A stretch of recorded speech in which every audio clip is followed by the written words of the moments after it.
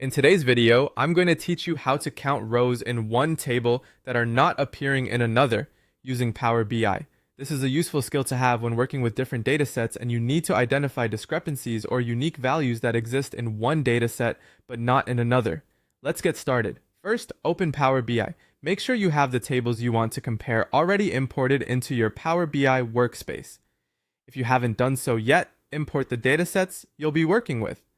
Once Power BI is up, and your tables are loaded, look to the Home tab on the ribbon at the top of the screen.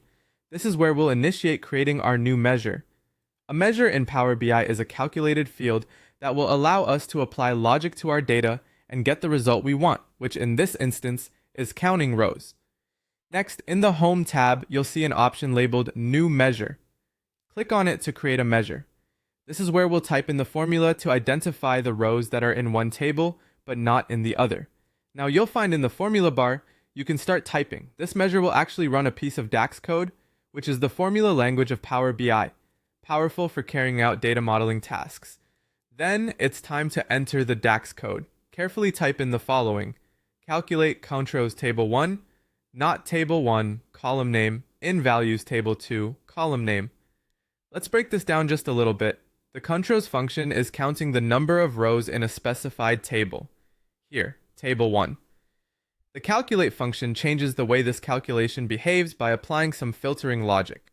In our case, we're using the not in combination. Basically, it filters down to rows in table 1 where the values from a specified column name, do not exist in the same column of table 2. It's crucial that the column name specified in both tables is the same data type and represents the data you wish to compare. After typing your code, click on the check mark next to the formula bar to validate your DAX formula. If it's entered correctly, no error message should appear, and you've successfully written a measure for your data model. For the final step, you'll want to visualize this result within your report. Start by dragging the new measure into your report canvas. You can choose how you want this data to be visualized depending on your preference, whether a card, a column chart, or some other visualization. And there it is. Now you have a visual representation showing how many rows exist exclusively in one table, but not in the other.